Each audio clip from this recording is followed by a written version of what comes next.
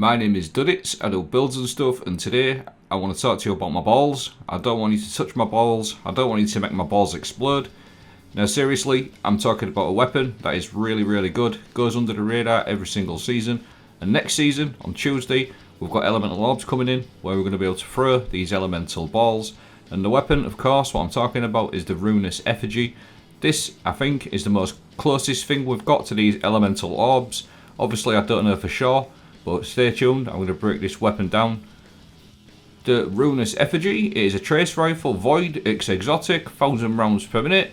It's got a transmutation perk on there. Final blows with this weapon collapse victims into a void sphere. Evolution, you can double light attack, a heavy attack which suppresses now as well, which is really good, or you can hold to block, and then you can drain nearby targets as well with there's like a little void overshield, little sphere. And then on top of that, we've also got the Ruinous Effigy Catalyst. This weapon deals increased damage against targets damaged by the transmutation sphere. So that works when you block, it makes your other people who use this weapon do extra damage. This is what it does, it creates little void balls and then you can slam them into the targets like so. This is why I think next season this weapon could be really interesting. I'm looking forward to trying this with the new elemental orbs that are incoming, which we'll touch on in a moment as we go, but this is what the video does, this is what the weapon does, sorry. Get a kill with your trace rifle, that'll collapse that target into a sphere, and then you can pick up that sphere and just run around and slam it into enemies. There's really good builds that have been featured a couple of times on, I've seen them on YouTube quite a little bit, but for me the best one is Gyrfalcons. The other thing to mention, the suppressing part of it is actually really good for overload champions as well. So when you do that big slam, you are going to be able to suppress, which stuns overload champions and leaves everything else around pretty dizzy. This was something they brought in not so long back, so that's a really nice bonus, having suppression on the heavy attack as well.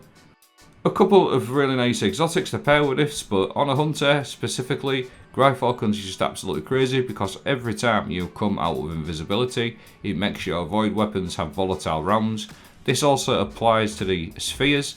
Pair that with Stylish Executioner and you can just nip in and out of invisibility, left, right and centre, because you're going to kill everything that's volatile, weakened or suppressed, and you're just going to keep popping your Stylish Executioner, invisibility, all of the time. So not only are you suppressing things, you are going to make yourself invisible and you're going to spread that volatile to everything nearby as well. Now the team play with this weapon, if you've got a couple of people willing to mess around with it, is really fun. You can do some really good stuff with it. Bungie have actually given us a sneak peek at the artifact perks for next season. Elemental Orbs, while using a void subclass, void weapon final blows have a chance to spawn a void elemental orb. Void orbs can be thrown to create a void explosion that makes enemies volatile. So if we can imagine Ruinous Effigy, Gyrfalcons Hauberk, and a couple of people running this perk, there's going to be balls everywhere, spheres everywhere, and I bet we're going to be able to do some really cool things with this little setup. Really decent at the moment. Like I said, I've run this in GMs a couple of times and lost sectors, and it's really strong.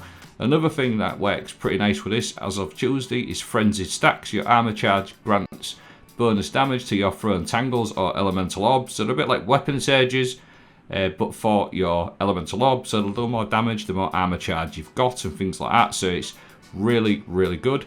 Another last little thing is Monochromatic Maestro. Dealing elemental damage increases matching weapon damage, and elemental weapon damage increases matching ability damage. So all these things for Tuesday, I just can't wait to get hold of this weapon. It is literally going to be one of the first things I try on Tuesday.